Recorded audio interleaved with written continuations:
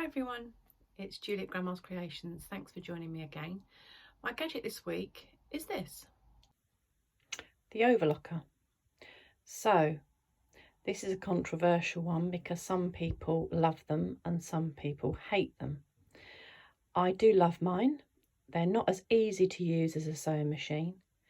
And as you can see, I'm a big Janome fan. So I have a Janome sewing machine and I have a Janome overlocker. So you would use an overlocker if you were going to dressmake to overlock the edges of your garment so that you have a neat seam when you put your two pieces of fabric together. I'll show you what it looks like when it's running and what it looks like after you have put your fabric through it. You do have to be quite careful in a few ways with an overlocker. You can see you have different tension dials here, and you have 4 reels of cotton. So you don't always have to use the 4 reels. You can use 2, you can use 3, or you can use 4. But threading up, I think, is the controversial thing when it comes to an overlocker. So there's some things that you should remember. So my one opens up like this. When you're threading your overlocker, as with your sewing machine, if you've got any issues, you should always refer to the instructions anyway. But particularly with an overlocker, you need to refer to the instructions when you thread it. So you've got 2 lower loopers and 2 upper loopers. So it's really important. It's really easy on this machine. I had another overlocker and quite frankly, it was a bit of a nightmare. So when I went to see this one, I thought this is really clear. So you thread them in number order. So if I was to rethread this machine, I would start off with number 1, which would be this one here. That's your number 1. And it's colour coded, so that's the tension dial. Because it's green, it's a tension dial for that one. And then again, you go to 2, second strand. And again, it's colour coordinated as well. So this was your dial for that. And so it goes on. The one that is the difficult one is number 1 because it goes through this little thingy here. So that can be the tricky one, but your instructions will help with threading. There's some good things that you can get as well to help with threading, which are a long pair of tweezers. I'll show you that. They're essential, but also you need, like a sewing machine, you need to keep these quite clean. And you can see mine's due for a clear out. So just as I did with my sewing machine, my Janome sewing machine, I would get a pastry brush, an iron-on pastry brush, or another brush for your machine. And all you would do is literally just clear it out. All this needs to be clear and clean. So you need to keep this as clear as possible. I mean, look at that, goodness me. So it's really important to keep it clean and clear and follow the instructions at all times. The other thing you do need to be careful of is, unlike a sewing machine, it has a blade for cutting as well as stitching your fabric. So here is my one. And you can put it up out the way so you don't cut as well as sew, but that's the whole point. What you're doing when you're overlocking a seam is you're neating it up and you're sewing at the same time. So let's see this thing in action. As you can see, there's a tail of all of your 4 interwoven threads, and you always need to leave a tail on your work.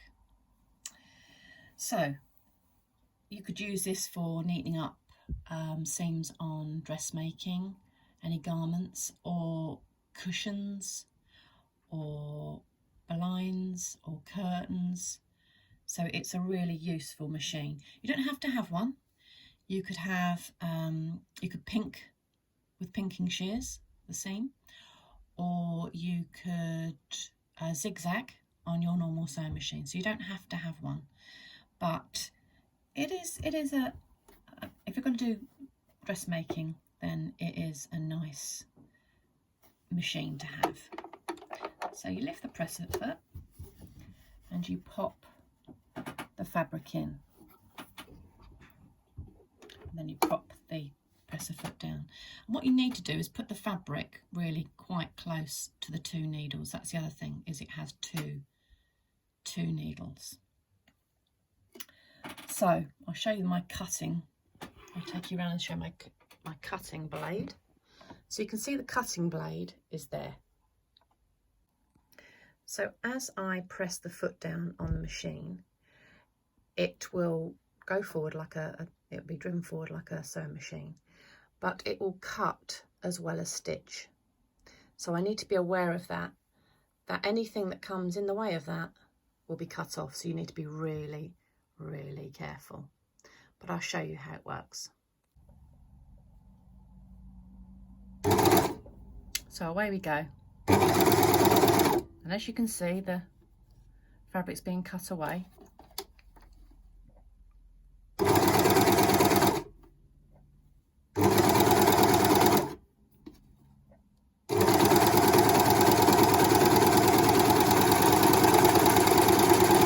Again, you always leave a tail.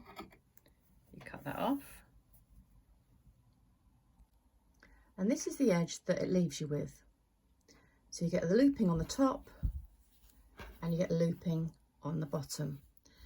And you can adjust those loops. If it was too slack on the top, you could adjust the tension discs. And if it was too loose on the bottom or too tight, you could again adjust to suit your fabric that you're using. So just a couple of extra features.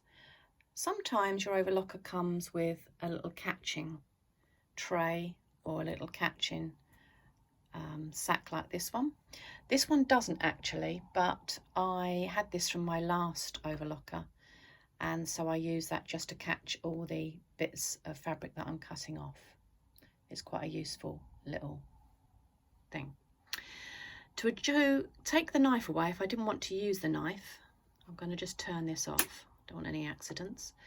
The way I open this is I pull to the right and pull down, and there you can see there's the knife.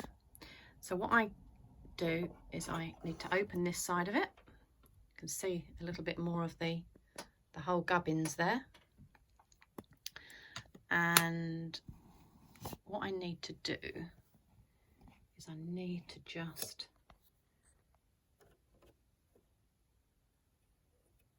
adjust the knife with this.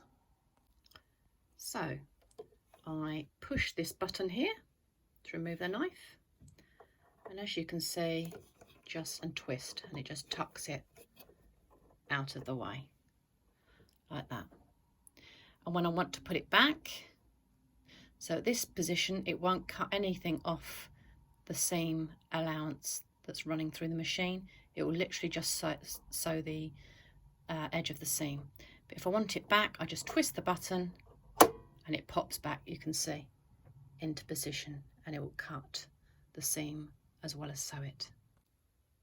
The other thing I would recommend, if you've got an overlocker and you don't know how to use it, you're not sure, I would either take a course or I would buy this book. This book is brilliant. It talks you through adjusting your tensions, all the different things you can do with your overlocker, what all the bits are on your overlocker. It really is a brilliant book. If any problem shooting, adjusting the tension threads, all those things, and it will help you to get the best out of your overlocker. So that's an overlocker. I hope you enjoyed that.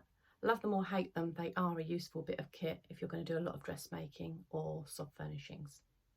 So bye for now, take care of yourselves and see you next week.